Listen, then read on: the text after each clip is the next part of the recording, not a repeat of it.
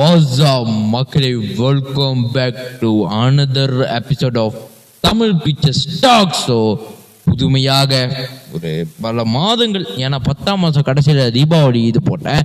So என்ன காரணத்தினால tax நிப்பாட்டுனுச்சு, என்ன காரணத்தினால டாக்ஸ் மறுபடியும் ஸ்டார்ட் ஆகுதுன்னு அதுக்குன்னு ஒரு உரை தனியாக எண்டிங்கில் வச்சுருக்கேன். ஸோ இன்னைக்குள்ள தலைப்புக்கு நேரம் போகிறோம். ஸோ நம்ம லேட்டாக முடிஞ்சிடும். ஸோ 10 நிமிஷம் தான் டார்கெட்டு. இனிமேல் டாக்ஸ் 10 நிமிஷம், பீக் கதை 20 நிமிஷம், ரியாக்ஷன்ஸ் 5 நிமிஷம், 8 நிமிஷம், 9 நிமிஷம். அதுவும் கொஞ்சம் நான் அது ரிவ்யூலாம் நிறைய தர வேண்டியதுச்சுன்னா 10 நிமிஷம். அப்போ மக்களே, இன்னைக்கு வந்துட்டு நம்ம என்னத்தை பார்க்க போகிறோம் பார்த்தீங்கன்னா, சட்டையை பார்த்தாலே உங்களுக்கு தெரிஞ்சிருக்கோம். பேரு வரலாறு அழிச்சாலும் ஒழியாது, அதுதானே ஜனநாயகன். அந்த மாதிரி நம்ம ஜனநாயகத்தை நிலைநாட்டிய நம்ம முதல்வர் இதுக்கப்புறம் தளபதி கூப்பிட்டு போறான். எங்க வீடு சொல்லிக்கிட்டு இருக்காங்க, ஆனால் தெரியல. நம்ம எப்போதும் அண்ணன் தான்டா. நம்ம தளபதி விஜய் அண்ணன் அவர்கள் முதல்வராக மதர்ஸ் டே அன்னைக்கு பதவியேற்றிருக்காரு. எங்கள் குடும்பத்தில் வந்துட்டு எல்லா அம்மாவுக்கும் சந்தோஷமாயிடுச்சு. மதர்ஸ் டே அன்னைக்காக அவரோட மகனாக நினைச்ச தளபதி விஜய் அவர்கள் முதல்வராக அவர் வந்துட்டு ஒரு பதவி ஏற்றிருக்காரு. சி ஜோசப் விஜய் என்னும் நான் இந்த மைக்கில் அதை சொல்லும் போது அந்த அரங்கமே இதுதாங்க, அரங்கமதிர விசில பறக்கவே உண்மையில இதுதான். ஸோ இன்னைக்கு வந்து நம்ம ஒரு கொடுத்த உரை, அதாவது இது ரியாக்ஷன் சொல்ல முடியாது, ஆனால் டாக்ஸ்லேயும் நம்ம வந்துட்டு வீடியோஸு, ஐஜி ரீல்ஸ் அந்த மாதிரிலாம் பார்க்கறது நிறைய இருக்குது. ஸோ டாக்ஸோட கான்செப்டே மாறப்போகுது இப்போலேருந்து. ஸோ இது எபிசோட் 9 10 தெரில மறந்துவிட்டேன். எபிசோட் 9 இது ஆஃபிஷியல் நான் பாட்காஸ்டாக மாற்றிட்டேன். ஸோ உங்களுக்கு தெரியும் தமிழ் பிக்சர்ஸ் டாக்ஸ் எவ்வளோ பெரிய ஒரு இதாக இருக்குன்னு. ஸோ தளபதி அவர்கள் சிஎம் ஆகினதுக்கப்புறம் மக்களுக்கு என்ன சொல்கிறான்ற அந்த வீடியோவை பார்த்துட்டு அவர் எப்படிலாம் கஷ்டப்பட்டாரு, அதுக்கப்புறம் இப்போ கரண்ட்டாக தமிழ்நாட்டில் என்ன நடந்துட்டு இருக்குன்னு நம்ம பார்ப்போம். ஸோ லைக் பண்ணுங்க, ஷேர் பண்ணுங்க, சப்ஸ்கிரைப் பண்ணுங்க, முக்கியமாக பெல் ஐக்கன் தட்டி வச்சுக்கோங்க. அப்போ தான் நான் திடீர்னு போடுற அந்த டாக்ஸு, திடீர்னு போடுற மெசேஜஸ், இன்ஃபர்மேஷன்ஸ், போஸ்ட்லாம் உங்களுக்கு வந்துட்டு இதாக வரும். அப்படி நீங்கள் யூடியூப்பில் உங்களால் இருக்க இது இல்லைன்னா நீங்கள் வந்துட்டு என்ன பண்ணுங்கள், ஐஜி அக்கௌண்ட் கீழே தர டிஸ்கிரிப்ஷனில். ஸோ அங்கே போய் ஃபாலோ பண்ணிட்டு அங்கேயும் என்னோட கனெக்டாக இருக்கலாம். Sabridharan_227. ஸோ தமிழ் பிக்சர்ஸ்க்கு தனியாக ஒரு ஐஜி அக்கௌண்ட் திறக்கலான்னு ஒரு பிளானில் இருக்கோம். நம்ம ஆன்லைன் எடிட்டர்ஸ்லாம் இந்த மாதிரி டாக்ஸ்குள்ளே போயிடலாம். இது உங்கள் தமிழ் பிக்சர்ஸ்.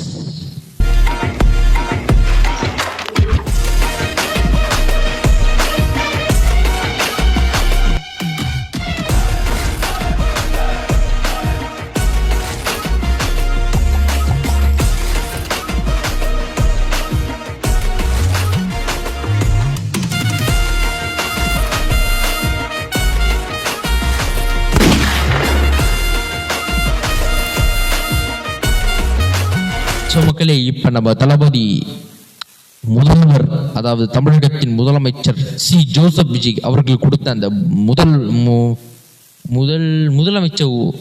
முதலமைச்சர் உரைன்னு தான் நினைக்கிறேன். ஸோ அதை செக் பண்ணுவோம், வாங்க போகலாம். 3, 2, 1 கோ. ஜோசப் விஜய் அவர்கள்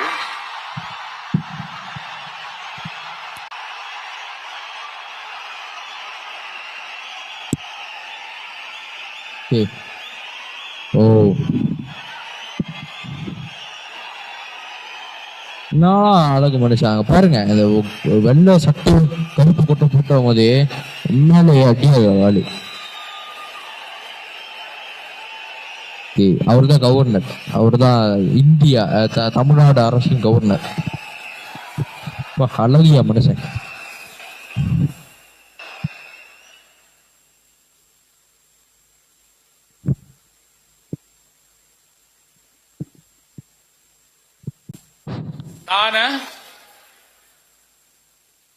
சி ஜோசப் விஜய் எனும் நான் சிலுக்குதுங்க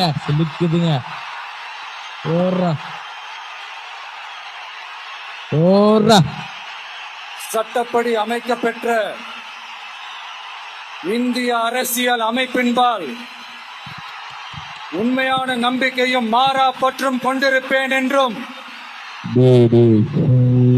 இந்திய நாட்டில் ஒப்பில்லாத முழு முதல் ஆட்சியையும் ஒருமையையும் நிலை நிறுத்துவேன் என்றும்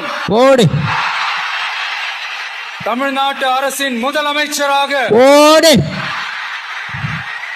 உண்மையாகவும் உளச்சான்றின்படியும் என் கடமைகளை நிறைவேற்றுவேன் என்றும் இந்த கர்வம் அரசியல் அமைப்பிற்கும் சட்டத்திற்கும் இணங்க வரண்டா அப்படின்ற ஒரு கர்வம் அச்சமும் தெரியுது ஒருதலை வயசுல. சார்பும் இன்றி விருப்பு வெறுப்பை விலக்கி பலதரப்பட்ட மக்கள் அனைவருக்கும் நேர்மையானதை செய்வேன் என்றும் ஓடுறா. அங்க பாருங்க, கூட்டத்தை பாருங்க, இடம் பத்தல போல, அதனால கூட்டம் இவ்வளவு இருக்கு. சி ஜோசப் விஜய் எனும் நான் அடுத்து இது தமிழ்நாட்டு அரசின் முதலமைச்சர் என்ற முறையில்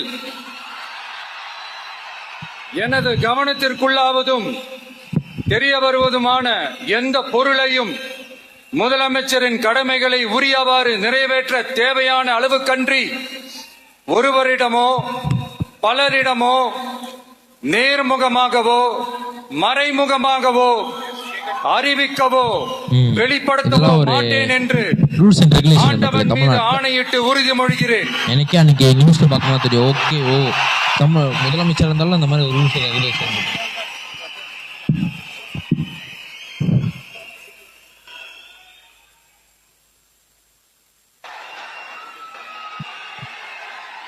ஓகே, சைன் பண்றாரு. மொதல் சைன் முதலமைச்சரா போடுற சைன்.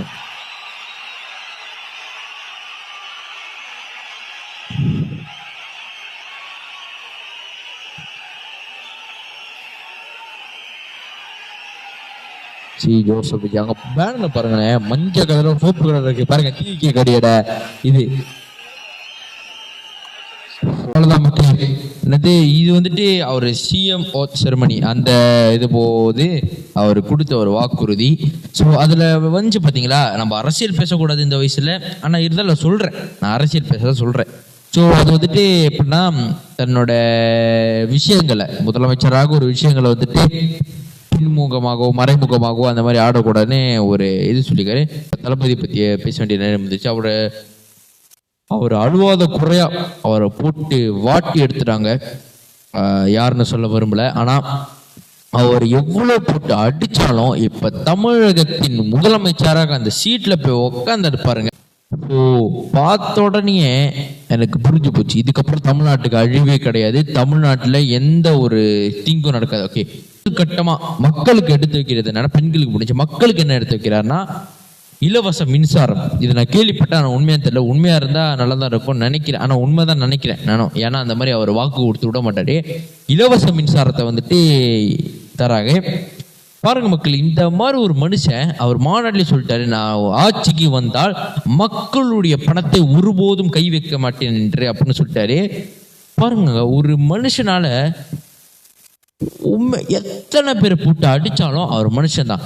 ஓகே, தளபதி மறுபடியும் ஒரு மனிதாபிமானம் கொண்டவரும் ப்ரூவ் பண்றதுக்கு ஒரு இடம் வந்துச்சு. என்ன இடம் தெரியுமாங்க? இந்த சொல்லும் போது எனக்கு உண்மையிலே நெஞ்சு பாரம் அப்படி இறங்கின மாதிரி இருக்கு. பேசியிருக்காரு, தீய சக்தி அவங்க இந்த மாதிரி பண்றாங்க, இங்க இருந்து அடிக்கிறாங்க, இங்க இருந்து அடிக்கிறாங்க, தீய சக்தி தீய சக்தி தீய சக்தின்னு அடைச்சிருக்காரு. ஆனா என்னதான் பசங்க பாருங்க, என்னதான் பசங்க அடிச்சுக்கிட்டாலும் குத்திக்கிட்டாலும் முகரையெல்லாம் கிழிச்சுக்கிட்டாலும் மறுநாள் அது ஃப்ரெண்ட்ஸா இருந்தாலும் சரி, அண்ணன் தம்பியா இருந்தாலும் சரி, யாரா இருந்தாலும் சரி, மறுநாள் போய் அழகா தானே பேச போறோம், அவங்க முகத்தை தான் பார்க்க போறோம், அவங்க இதை பண்ண போறோம். அந்த ஒரு இந்த வகையில முதலமைச்சர் ஆனதுக்கு அப்புறம் அவர் ஸ்டாலின் வீட்டுக்கு போயிட்டு அவரை கட்டி பிடிச்சிட்டு மாலையெல்லாம் அவங்ககிட்ட வாங்கிட்டு, இது அவ்வளவுதான பசங்க. அந்த மாதிரி ஆயிப்போச்சுங்க. ஐஜியில் அந்த ரீலை பார்க்கும் போது ரீபோஸ்ட் பண்ணி வச்சிருக்கேன், நீங்க போய் பாருங்க. பார்க்கும் போது அவ்வளோதான் பசங்க, இன்னைக்கு அடிச்சுப்பாங்க, நாளைக்கு சேர்ந்துப்பாங்க. ஆனால் உண்மையிலே ஒரு பெரிய மனசு நம்ம தளபதிக்கு உண்மையில ஒரு பெரிய மனசுங்க. என்னதான் அவர் நிறைய படத்துல வந்துட்டு நல்லவராகவும் நடிச்சிருந்தாலும், முதலமைச்சர் நடிச்சிருந்தாலும், ஆனால் அவர் நேரில் உண்மையில ஒரு பெரிய வரலாறு தான். ஸோ ஜனநாயகன் எப்போ வெளியே போகும் தெரில, ஆனால் வெளியானா ஃபர்ஸ்ட் ஷோ கண்டிப்பா போவோம் மக்களே, கண்டிப்பா போவோம். அப்படி ஃபர்ஸ்ட் ஷோ போனாலும் கண்டிப்பா படத்துக்கு போவோம். நீங்களும் போவீங்க, கண்டிப்பா போங்க. ஏன்னா இப்ப வர படங்கள் எல்லாம் குடும்பமா பாக்குற படமா மாறிடுச்சு, நிறைய சென்சிட்டிவா எந்த விஷயமும் கொண்டு வரல. அதனால இது கண்டிப்பா குடும்பத்தோட போய் ஜனநாயகனை பாருங்க.